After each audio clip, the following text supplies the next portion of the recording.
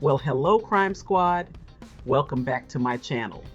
If you're new here, please hit that like button, drop a comment, and don't forget to subscribe so you never miss any of our deep dives into true crime cases. Now, let's get into the incredible yet disturbing story of Jason Vukovich. Imagine this: a man so fueled by the trauma of his past that he takes the law into his own hands, targeting people he believes deserve punishment, armed with nothing but a hammer. Sounds like something straight out of a gritty superhero flick, right? Well, it's not fiction.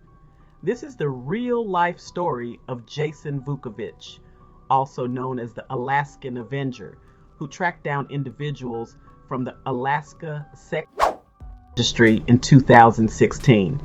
It's a tale of tragedy, revenge, and the consequences of seeking justice outside the system. So, who exactly is Jason Vukovich, and how did he earn the title of the Alaskan Avenger? To understand how he got to that point, we have to rewind to Jason's childhood. Born in Anchorage, Alaska, on June 25, 1975, Jason's early life was far from what anyone would call normal. Raised by a single mother, things took a darker turn when she married a man named Larry Lee Fulton. On the outside, Fulton appeared to be a dedicated Christian, a man of faith, always present at church services, but behind closed doors, Jason and his brother Joel were subjected to a life of mistreatment and hardship. It was an experience that would shape Jason's entire life. Now, let me paint a picture for you. Imagine being a young child, growing up in an environment where the very person meant to protect you is the source of your deepest pain. Jason was repeatedly harmed and mistreated, with his brother often stepping in to try to shield him from the worst of it. It's hard to imagine how someone could endure that kind of suffering. And when the person responsible for your torment faces no real consequences, it leaves deep scars. Larry Lee Fulton was charged with second-degree abuse of a minor in 1989, but he never served time. After that, the system didn't follow up with the family, leaving Jason and Joel to fend for themselves in that toxic household. Now, I know what you're thinking. This kind of trauma is bound to leave a mark, and that's exactly what happened. Jason and Joel eventually ran away at the ages of 16 and 17. With no guidance, resources, or support, Jason had to find a way to survive. He ended up in Washington State, where he fell into a life of petty crime. Theft, drug possession, and other minor offenses became his way of surviving, and his criminal record grew across states like Washington, Oregon, Idaho, Montana, and California. It was a vicious cycle of self-destruction.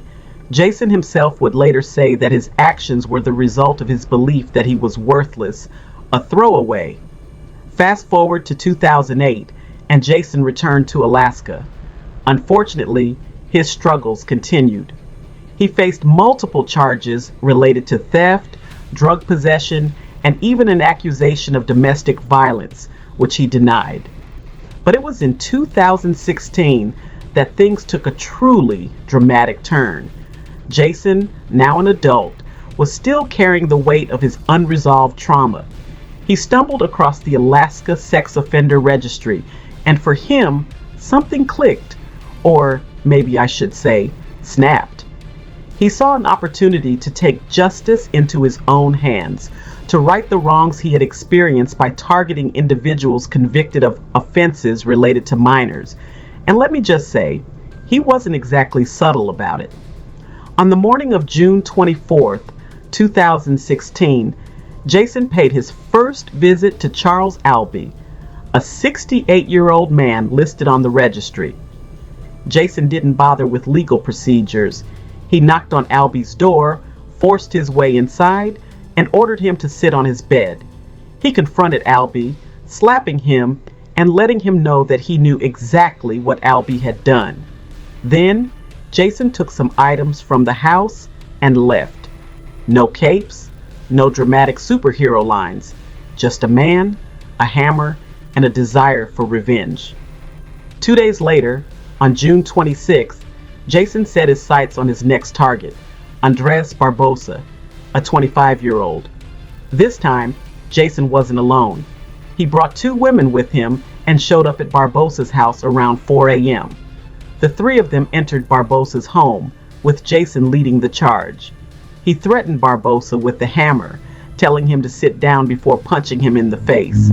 The whole scene was recorded by one of the women, and after the confrontation, they stole several items, including Barbosa's truck, before making their exit. But it was the third incident, the one that took place on June 28th, that would seal Jason's fate. This time, his target was Wesley Demarest. Demarest later recalled how Jason entered his home late at night, around 1 a.m., and demanded that Demarest kneel before him.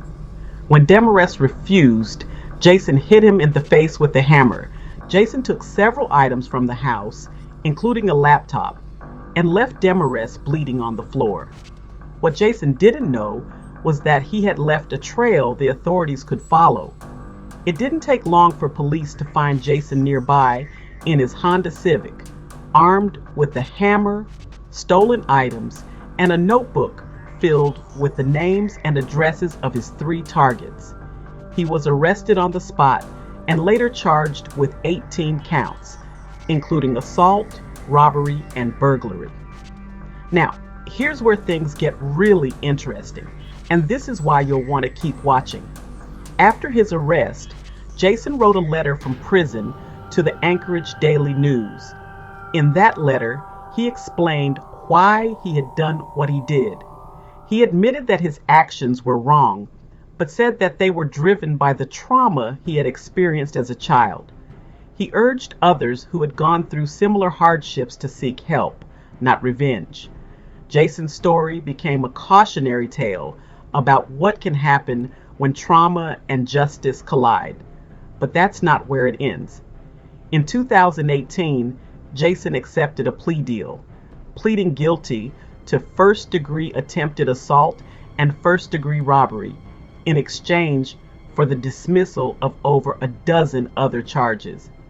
He was sentenced to 28 years in prison, with 5 years suspended and 5 years on probation. In 2020, Jason appealed his sentence, arguing that his post-traumatic stress disorder, PTSD, should have been considered as a mitigating factor. He believed that the trauma from his childhood played a significant role in his actions and that the court hadn't fully accounted for that.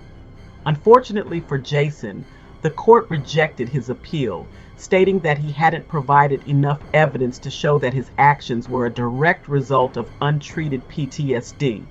But the story doesn't stop there either, because here's the kicker. In 2023, Jason went before the parole board and was granted parole, but it won't take effect for another 5 years. That's right. Even though Jason could potentially be released, it's not going to happen immediately. Now, I know you're probably thinking, how could someone like Jason, who took justice into his own hands, be seen as a hero by some? Well, that's the complex part of this story. On one hand, Jason's actions are clearly illegal, and they cause harm to the people he targeted. But on the other hand, there's a growing group of supporters who believe that Jason's actions were a form of justice for victims who, in their eyes, didn't receive enough punishment through the legal system. There's even a petition with tens of thousands of signatures calling for his early release. So, where do you stand? Should Jason Vukovich, the Alaskan Avenger, be considered a hero for targeting individuals with a criminal history? Or does his form of justice cross the line into something we can't condone? Let me know what you think in the comments below. Thank you for watching Crime Squad. If you found this story as compelling as I did, make sure to like, share, and subscribe to the channel. And don't forget to hit that notification bell so you never miss an update. Until next time, Stay curious and stay safe. As always, Crime Squad, it is a joy and a privilege to bring you this Crime Squad coffee. That's it for today. But please drop down in the comments to connect with our Crime Squad community. And for anyone new here, please subscribe to the channel, give us a happy thumbs up, and we'll see you in the next video.